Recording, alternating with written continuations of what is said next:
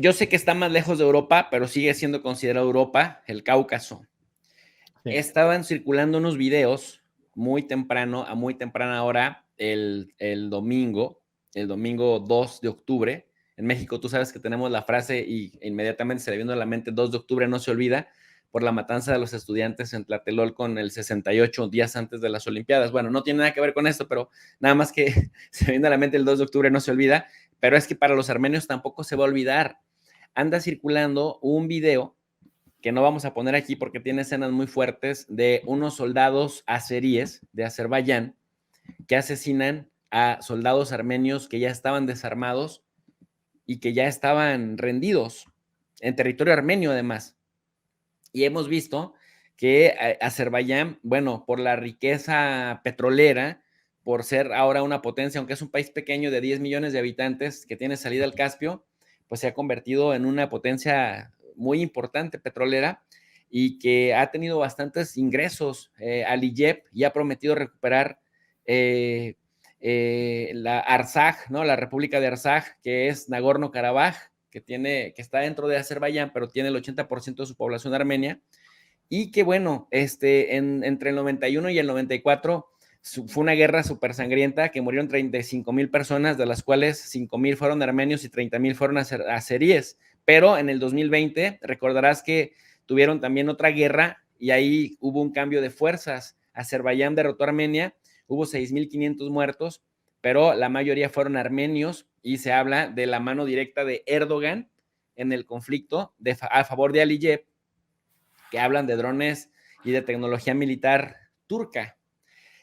Bueno, Estados Unidos está entre la espada y la pared porque Armenia tiene una diáspora armenia muy activa, cabildera en Estados Unidos, que por ejemplo hace que personajes como Bob Menéndez, como este señor que es el Frank Pallone, que es congresista por el Distrito 6 de New Jersey y que además preside la Comisión de Comercio y de Energía en la Cámara de Representantes, diciendo condenamos la ejecución de soldados armenios por soldados de Azerbaiyán.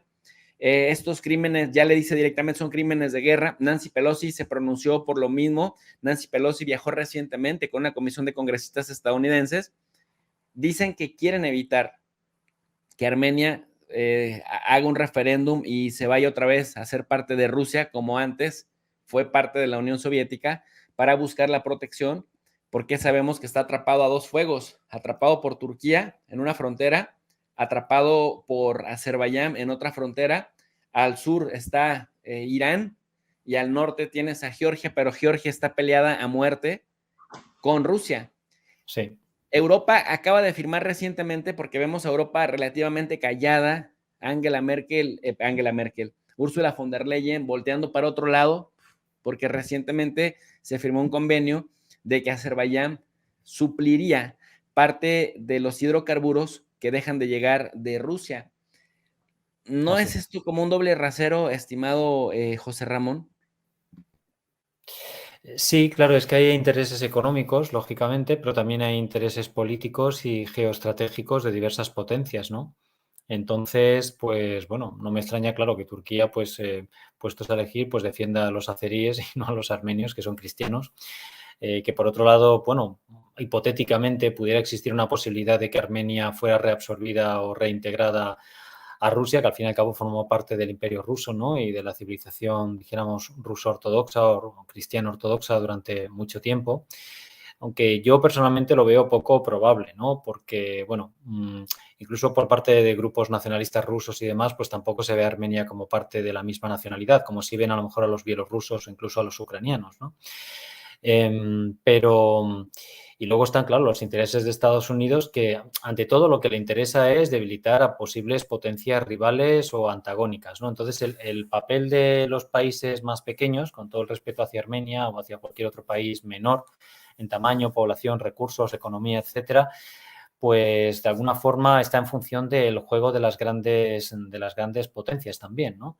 Entonces, desconozco cómo va a evolucionar la situación en ese sentido, pero hoy por hoy, en fin, hombre, ojalá se reintegrara Armenia a Rusia porque, en fin, vería más coherencia dijéramos, en esa, dijéramos, reincorporación que, bueno, pues ver a Armenia pues caer, por ejemplo, en la órbita norteamericana o, bueno, pues destruida, por ejemplo, por Azerbaiyán o por Turquía o por la potencia túrquica o musulmana que sea, ¿no? Entonces, hay un doble rasero porque, por un lado, claro, está, como siempre decimos, el discurso, en fin, los intereses supuestamente ligados a pues ideologías o, dijéramos, afinidades o cercanías, por ejemplo, ideológicas, culturales, incluso religiosas, etcétera. Y por otro lado, claro, los intereses puros y duros de la geopolítica, los intereses nacionales, las necesidades también energéticas de los estados y demás. Entonces, yo desconozco en concreto en la situación de Armenia si hay hoy por hoy una voluntad, a lo mejor tú esto lo conoces más, una voluntad significativa por parte de, más que de la población, del gobierno, que al final es lo que cuenta, ¿no?